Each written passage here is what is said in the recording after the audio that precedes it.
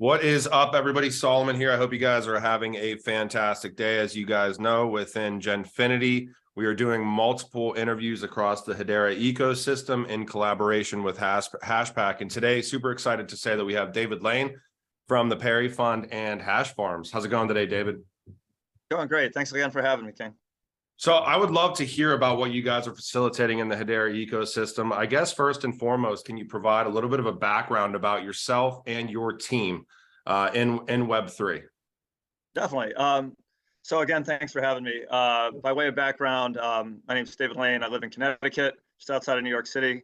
For my primary form of employment the last 20 years, I've been working in traditional finance, with the last 6 years being at a Japanese institutional fund of funds. Our focus is investing in alternative investments, specifically venture capital, private equity, and private credit. When COVID hit, I did not have to commute into the city anymore. So that saved me roughly 3 to 4 hours a day commuting, along with my two neighbors. We both have kids. We all have kids the same age. We found ourselves in the street talking every day, just trying to kill time during COVID. So we decided to start an investment group, just the three of us. We called it a Pary Fund. It is an aggregation of our kids' initials. And there's a little Buddha there to remind us to be patient, because it was like a blessing in disguise. We went from seeing our kids like an hour and a half a day to seeing them 24 hours a day. And, it's just it was definitely a time shift with just family dynamics and everything with COVID. So we started Pary Fund, and my two neighbors work in traditional finance as well. The idea was we would kind of invest as a collective to capitalize on our synergies, but it was more just something to kind of give us something to do. It was only a small part of our personal accounts. We split half of it between traditional finance, the other half between DLT, within DLT.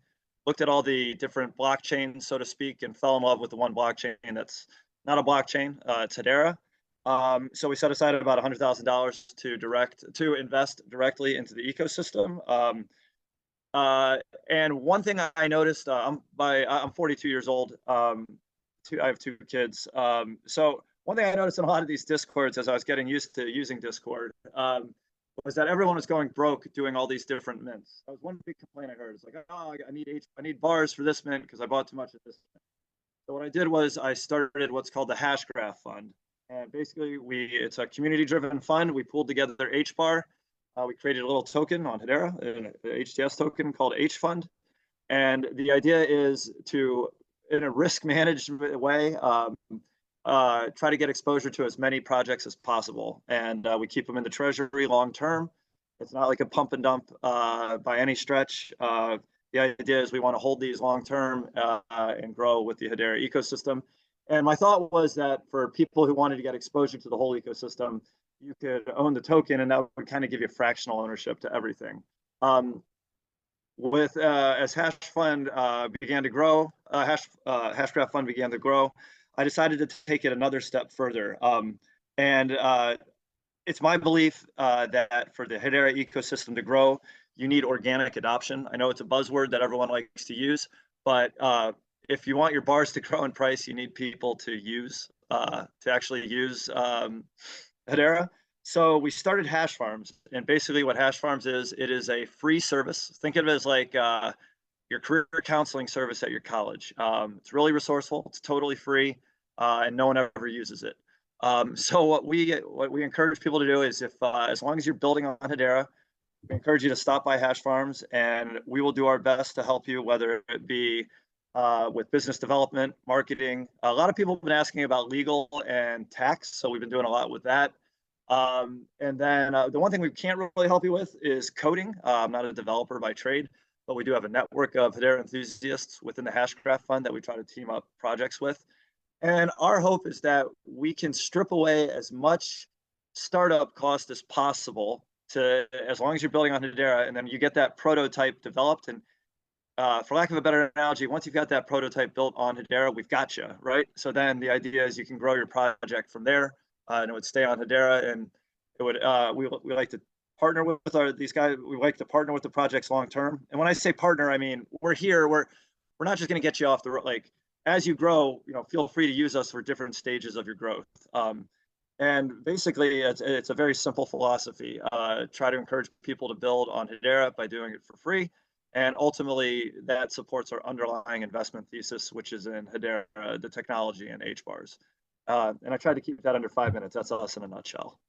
No, that's fantastic. I mean, I would love for you to even expand upon some of the services that you guys are providing that are free. So, I mean, from HashFarm standpoint, I mean, you talked advisory and discussions around lending and capital markets, and all of this is free of charge. As far as like the incubation aspect as well, I think it's going to be massive moving forward because there's so many projects in this space, and they don't necessarily have any outreach into like people that could potentially help them with some of these services. So like, can you just expand a little bit on that? Like, and how do you guys plan to like gain, like, because you said, you'd love for more people to use it.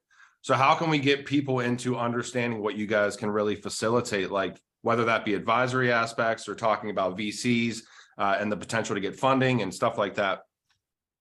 Yeah, no, definitely. So with regards to incubation, with my primary form of employment, I work with an accelerator called the Triple Bridge Acceleration Program out of Tokyo.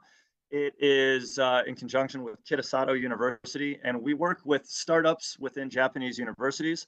And what we do is we try to encourage university-driven IP we help professionalize them. And what I mean by professionalize them is get them ready to approach seed and angel investors, and kind of encourage them to bring their IP out of the university setting. It's a very tenured environment in Japan, so there's a kind of like a fear to come out of the safety of the university. So what we do is with the accelerator, we work with them from everything from business development, getting them set up structurally, legally, foundation. We look at their marketing plan. We help them with their pitch books, their pitch when approaching investors. We try to make sure that I should take a step back. With the Triple Bridge program, it's primarily health tech. However, the process for getting startups is it's a similar process.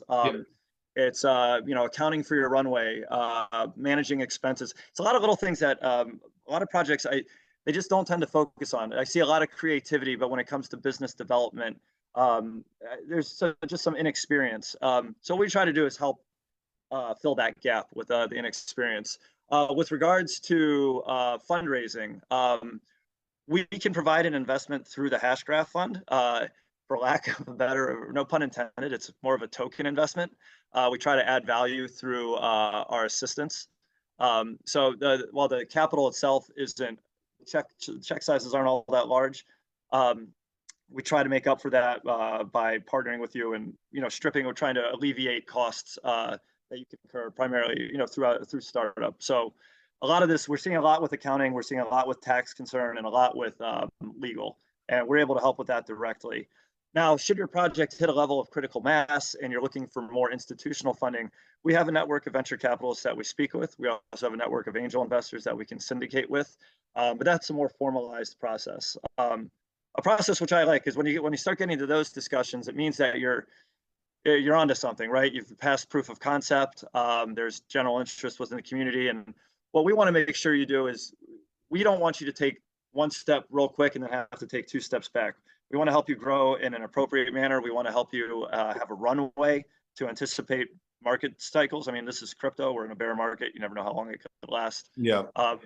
Just a lot of little things. Kind of try to help handhold projects to a point where they can go off on their own, as long as it's on the Hedera, on the Hashgraph. But no, I think it's fantastic, even from this point of, and this is why I would love to like get the services that you guys are providing out there to as many people as possible, because like even within, so if you're starting a project on Hedera, the natural progression would be to potentially reach out to the HBAR Foundation to get a grant. But to get into that grant process, a lot of like projects, I'm sure that a lot of people know, but some people don't know going into those discussions that they are very structured discussions. Like you need milestones and benchmarks. You need to have a minimum set of criteria to go into that discussion successfully. And yeah, they're going to look at KPIs, key performance indicators. There's milestones. There's a growth plan. There's do you understand the market segment that you're in? What's your competition look like? One thing we're really wrestling with, not wrestling with, but we're seeing a lot of projects come to us, and they don't know where they want to go with it. There's no utility behind the project, and they're wondering why there's no value to it. So, I mean, if you are an artist, that's great, but you're limited to your audience. But if you're trying to define utility, we're seeing a lot of utility through NFTs, like revenue sharing. Um, how is the revenue coming in? Like, what is your path to profitability? And we work with a lot of companies, a lot of startups on that. I think it's fantastic. I mean, and that's across the board because, I mean, super into like the empowerment of artists and things like that, but to even grow out from a brand standpoint, like there's tons of different things you can get into a discussion with like how do I really grow this? Yeah, so I think the service that you guys are providing is fantastic.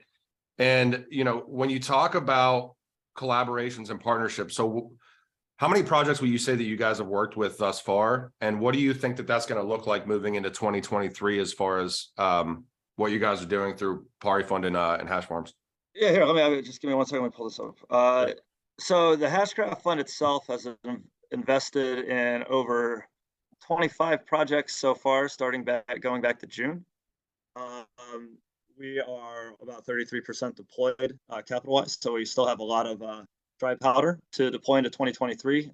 We would like to do this on a selective basis because as long as from a traditional finance background, Jerome Powell just said he's going to keep raising rates like a week ago. So, rates go up, dollars come down, prices come down, valuations come down. So until we start seeing, numbers really come down on inflation, we're anticipating that it's going to be a tough environment. So we're just selective in our deployment.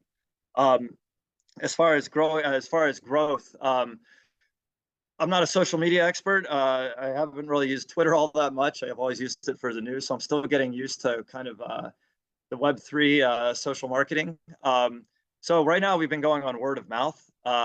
As someone who provides a free service, we also have to maintain costs on our end. It's entirely the Hashgraph Fund we do not take any money out of the fund now if the fund invests, that's one thing. But as far as operational expenses go, like setting up meetings, everything, I pay for that out of my own pocket because I have an underlying investment. The Pary Fund itself has an underlying investment in Hedera. So I don't mind doing it. But if we do hit a point of critical mass, maybe, I don't know, maybe we'll figure something out. But for now, I have the bandwidth to do it. It's myself, my two partners. We have a network. And then within HashFarms, we have the Hashgraph Fund, and that's made up of about 20 limited partners, all Hedera enthusiasts. And they all kind of have their own little, everyone's got their own competitive advantage, so to speak. They've all got their strengths. And we just try to team people up with that. One thing we really try to do when we encourage partnerships is I try to get to know both parties because I want to make sure that a project, when they partner with someone, that the visions are aligned. Now, there's only so much I can do with that. But as a project owner and an owner in any business, when you start taking outside capital or bringing on a partner, that is another cook in the kitchen, for lack of a better analogy. And that's someone that you are going to you're going to have to work with long term. So we want to make sure that that fit is right. And we always encourage projects to take their time developing those relationships. And if it's a matter of costs and runway, let us help you extend that runway. And we'll do it in a manner that's not going to limit your creativity or your capacity. Just there's a lot of little things like I don't know. I've seen some funny expenditures going. People, paying for marketing when they don't have a product yet, not kind of utilizing what they have. Little things, but these are all minor corrections that can save money in the long run.